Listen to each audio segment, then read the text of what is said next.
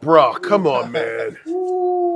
You're talking about the hottest time in wrestling, Attitude, Oh and I'm yeah. part of one of the hottest factions that is going. Oh And yeah. we were involved in everything, and we were equal opportunity ass kickers.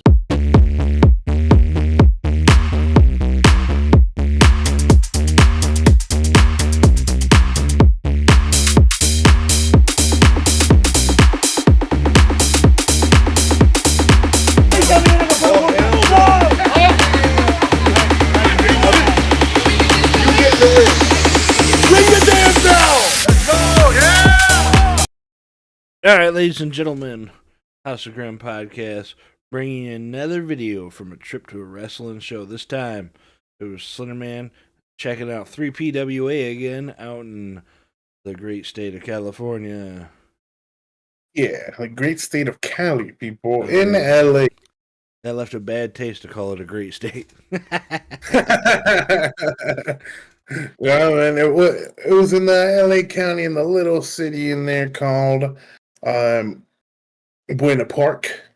It was at a place they called American Legion Post, which is like a local bar for veterans, if you will. So they had a good setup. It was kind of in the parking lot in the back area. So the way they wanted us to check in was to go in through the inside of the bar and out through the side door, because I guess that's where they had everything lined up. And it was cool because as soon as we walked in, it was cool. Everybody was right there at the bar chilling. We went right to the back, and wouldn't you know, D'Lo was talking to his heavyweight champion, American Punk. And we seen him, he seen us, and then we kind of just stood in the back and let them finish up their conversation. And then once they did, I walked up to him. I was like, "Hey, how are you, D'Lo? Hope you remember me." He was like, "Yeah, absolutely, I remember you." He's like, "You ready to shoot the shit?" I said, "Yes, sir, I am." And he was like, "All right, just give me a couple minutes because I got a bloody nose from the sun." Because he had like some napkins up in his nose to stop the bleeding. And we were like, "Yeah, take your time. Let us know when you're ready." So while he was getting himself together, me and Andres and my little brother, we were getting set up ourselves. We connected our mics. We got the little gizmo working on there.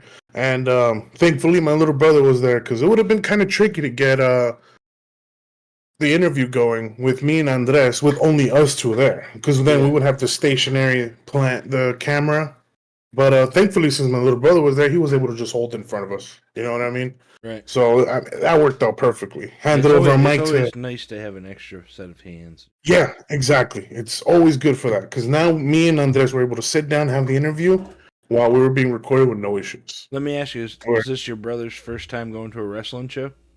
Yeah. My little brother, he's 15. He's not a big wrestling fan. He knows something about it, but he said he really enjoyed the show. This might make him a fan, Yeah, and I told him, I was like, if you want to go to the next one, which, by the way, is on August 2nd, first night of SummerSlam, which is all right, this time is going to be at a different location called Cypress. It's about a good 45 to an hour drive, depending on traffic. So I'm not too worried about that. But I think that day might be me and my little brother. Andres might have to skip that show. But that's all right, man. That's all right. Either way, your boy Slenderman is always out to get some content for everybody. All right. I might miss the first night of SummerSlam, but it's all right because I'm gonna be there for night 2, which is kind of what matters with the Cena and Rhodes fight being a street fight now. Ooh. Oh, but I gotta tell you this though, man. I gotta tell you this. Been hearing some rumors about that match, but I'm gonna save it for Rumor Rumble, brother. Yeah, I've been hearing some stuff too, man. But I will say this: I'm very happy, and equally happy, surprised, and all around just an emotional thing. Where me and Andres actually got D'Lo Brown to talk about the legendary. Well, let me back up right there. I'm only meaning legendary in performance-wise. On stage. In ring only. On camera. Yeah, in ring only. Not as a person being, because that was something different. But we got him to talk about Chris Benoit. He pretty much said in short words, Chris Benoit was one of the most greatest ever to lace up their boots in the ring. Yeah, You can separate, the monster that did the things that he did from, the in ring. Yeah, it's kind of like a Bruce Banner Hulk thing. You can separate what Hulk did from what Bruce Banner did. You know what I mean? It's kind of like a Bruce Banner Hulk type of thing. Now, do I think he but needs the Hall of Fame ever? no, because and that's the I think sad it'd be part too thing too. Because controversial. I mean, right after all of that happened, WWE just told everybody pretend like he never existed. And that sucks because a lot of matches with a lot of people are basically saying they never happened, and it was some of them were very, very good. And some of them were like one of their best matches, Yeah, exactly. Just like with Kurt Angle. I mean, Kurt yeah, Angle, there were a some lot of great Kurt Angle's best matches with him. Yeah, Mm. and even when I'm pretty sure D'Lo when he went up against Chris Benoit. But Kurt can look back at a lot of his matches and be like, "Oh, that's the great." You know what I mean? Yeah. Just his SummerSlam match against Mysterio. I mean, oh yeah, that one was good too. We're here to talk about 3PWA. 3P. Oh man, we seen a killer party right there, man. We saw Punk. We saw a lot of return faces. We saw SOS, especially got an after interview for you guys too on that post. So we got some good stuff cooking up for y'all. But mainly right now, what we want to do and show y'all is the D'Lo interview. Oh yeah. Here, Slender Man. I got my man's right here. Andres. And we have a very special guest today. Top of the line guest. One that I couldn't even have fathomed to have on this show. And it's none other than Well, D'Lo Brown, you better recognize what's going on, fellas. How y'all doing today? We get that one, and we'll get that one. All right, what's going on, boys? I appreciate you guys having me on. I know we've talked about chopping it up for a while here, so I'm glad we can finally get it done. I'm very happy for you to be on this. And thank you very much for even having the time to be with us. My pleasure. Always guys. appreciate it. My pleasure. Yeah, so we just have a couple questions for you. And Shoot. the first one that I want to throw at you is kind of simple, yet a little bit of detail that I want to get from you. So, can you just not describe, but can you just tell us in a way what you think has changed in wrestling since you yourself have been doing it?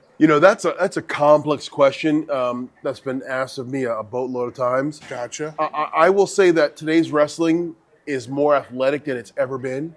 Some of the things that the guys and girls are doing above the ropes and with the high-flying lucha incorporated moves that are being done in today's wrestling would have never been seen in my day. Okay. Story being told in matches as well. Because I think sometimes people rely on the big move to get the crowd reaction as opposed to a story in the ring. Yeah, and I think that's probably the biggest difference is a lot of people are relying on the big moves to get crowd reaction, where I like to build crowd reaction through my actions in the ring and during the match. Absolutely. Okay, then I'll have Andres ask you the second question. Yeah, I have a second question for you, D'Lo. How would you describe your run on WWF as part of the Nation of Domination group? Oh, bro, come on, man. You're talking about the hottest time in wrestling, Attitude. And I'm part of one of the hottest factions that is going. And we were involved in everything, and we were equal opportunity ass kickers. We didn't care if you were black, white, yellow, green. If you got in our way, we were going to kick your ass. So for me to describe that time in my life, it was like being a damn rock star on a tour around the world, enjoying life and having fun with my best friends. Nice. In the ring, and we got to do it on TV. It don't get any better than that. That's great. Yeah. And another thing too, I mean, how did you deal with the pressure of being on a big stage like WWF? Luckily, I had Ron Simmons in my corner. Ooh. And he had always been on the big stage for a long time. So as things came down the road, I had the benefit of him explaining to me, this is what might happen. Be on the lookout for this. So I never got the big heads or got caught out into the spotlight because I had a guardian angel sitting on my shoulder, literally. Right. And if I'd done something stupid, he'd go, damn. So I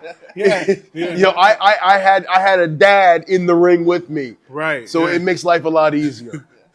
Yeah, that's a good thing too, because once you hear that, damn, you knew you did something he didn't. See, y'all hear it on TV. I used to hear that when we were driving down the road, anytime I'm trying to hit up a chick or talk up a girl, damn. Okay. Okay. All right, I got to stop what I'm doing. Yep, never mind. I got to stop it now. Yeah, absolutely. Yeah, ask him the next And question. the next question will be, how would you handle the pressure of being in the big stage show of WWF? Yeah, my bad about that one. So, which wrestler would you say that reminds you of you at this moment right now? You know, man, there's so many cool wrestlers that I see today that have incorporated some of the things that I do. Used to do. Yeah. You see the Street Profits, both of them kind of do some of my stuff. Absolutely. So it's not like one wrestler who I go, that's me. But I see bits and pieces of me in a bunch of guys. And to me, that's a better lineage than anything I could have ever asked for. Yeah, that's absolutely true. If I've become part of what wrestlers become and want to become, bro, in my heart, I'm good. I'm good because you always wanted to leave this wrestling business better than you found it and better than you walked into it.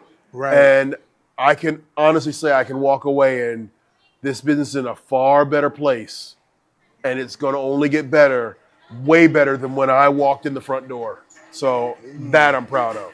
Okay, all right.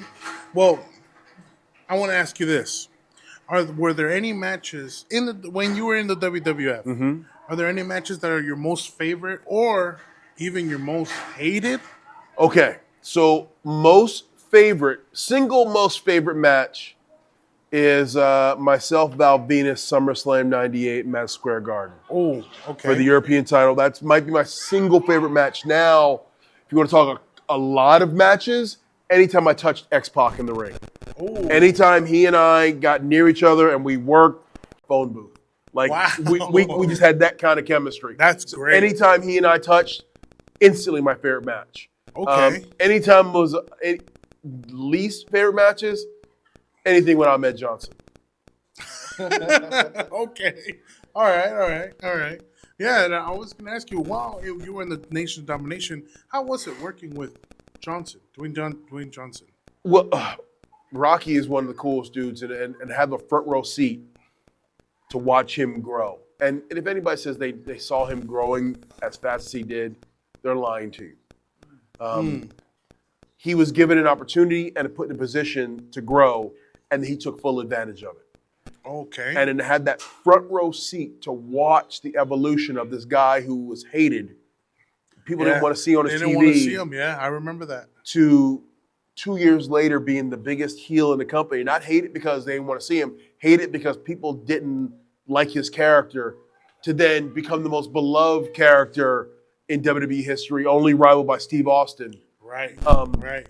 To have that front row ringside, man, like I had a view that not many people can have, and I consider myself lucky and I'm honored to have been on that journey with him. He and I went from driving 4 Tauruses together and making $12 to watching him main event WrestleMania, and you're running WWF. That hands down Owen Hart. Owen Hart? Really? Without a doubt, the most technically sound individual I was ever in the ring with.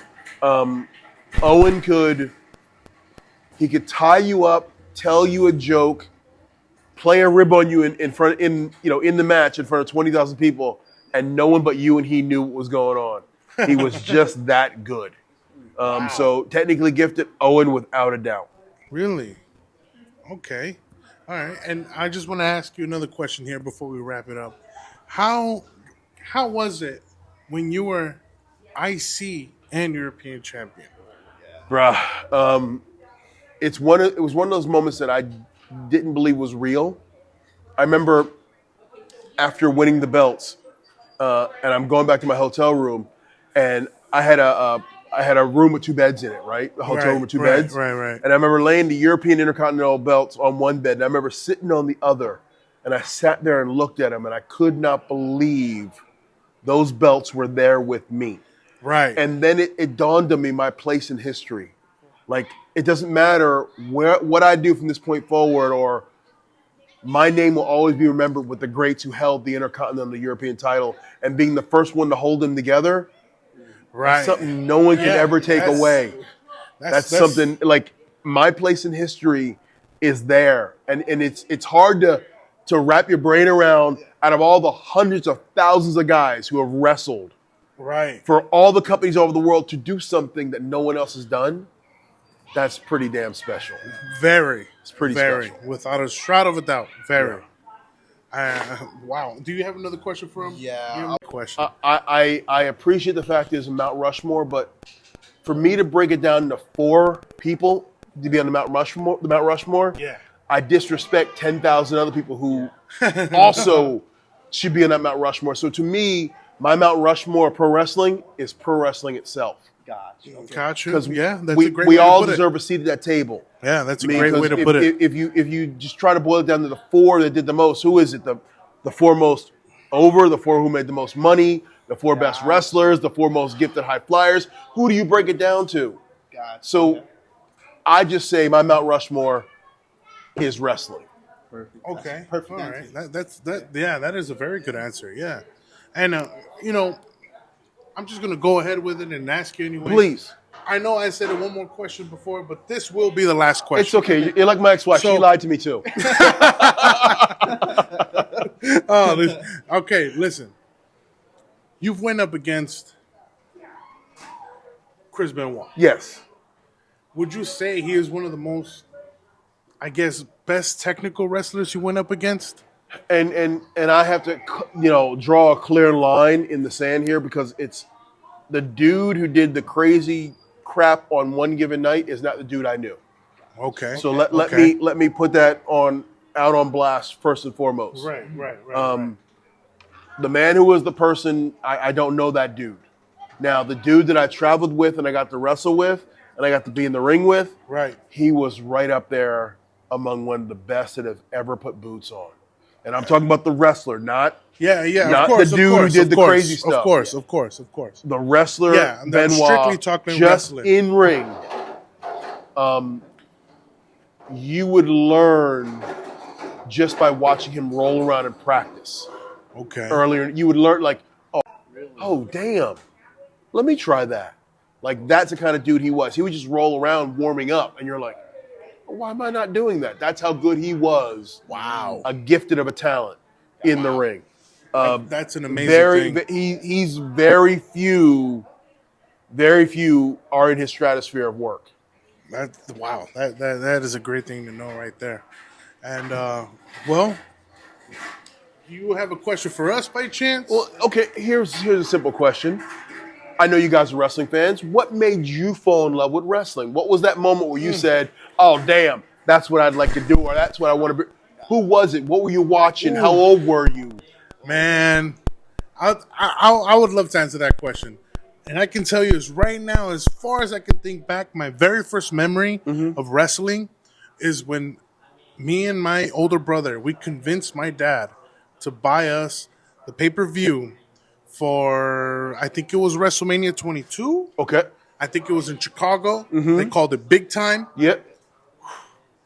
When it was John Cena coming out with that classic car, CM Punk holding the Tommy gun, he holding the Tommy gun, going up, and then he shoots it off, goes up against Triple H.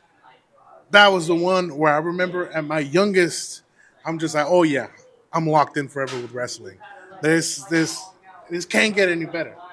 But then history has shown me that they can pull it off too. It can always get better. It can always get better. There's nothing Yeah. greater than your first, but that's not your first isn't always your best. Yeah, that's true. Yeah, that one would have to call it for me. Okay. What Yeah. about you? Same like storyline like him, but mine was for WrestleMania 21. I believe it was when they went to Hollywood. Yeah, Anaheim. Yep, Yeah, I so remember. that was really a big one for me. And I remember we still had to order it through DirecTV. Yep, So those were those times. And I really fell in love with it when Batista came out because I think he main evented that one. yeah. And he won the championship with that one. So that's what like teared it down for me and I fell in love with it. See, ever that's since. the thing for me as a guy who's on the wrestling side of it, hearing the stories of what made you fall in love with the business that I fell in love with. And that's the thing that unites us all is our love for this business and for professional wrestling. Right. And it doesn't matter politics or whatever. At the end of the day, we can all come together and appreciate wrestling. Yes. And that's the great unifier is pro wrestling brings us all together. And I've seen in the same front row, I've seen a guy who was Didn't look like he had two nickels rubbed together, standing next to a guy with an Armani suit on, and they're both cheering Steve Austin. And there's not a care in the world, and there's nothing that separates the two of them. Yeah. And that's what wrestling to me has always been. It's been that great unifier. It's always brought people together. Yeah. That's what they always say. Even though if you go to a wrestling show solo, you're still among friends. Yeah. That's a very good thing about it. Okay. As long as you're in there with them. And that's the thing is you can go alone, but you leave with 500 friends. That's the cool thing about wrestling. Yep, exactly my point. Yep. That's the cool thing about go in wrestling. alone, you walk out with everybody's your friend. That's it. That's it. Once you fall in love with something, boom, done. Yep, done. Yeah. Alrighty, well, this was a very good interview with D'Lo Brown. This is the House of Grim podcast. We have my boy right here. Andres. That's right, and as always, the very famous D'Lo Brown. Check out 3PWA whenever you get a chance. It is some of the best wrestling in Southern California. Up right now, one with the interview of Killer Party up on the podcast channel right now on YouTube. You can check it out, and we also recently uploaded mine and Andres' experience from the previous month of 3PWA event at UFC Gym in La Mirada. Make sure you guys check that out. And as always, subscribe to the channel. Make sure you check these guys out. 3PWA, D'Lo Brown. You can't get any better than the head commissioner right here. You better recognize people. Yeah. 3PWA. We are wrestling. That's right. you.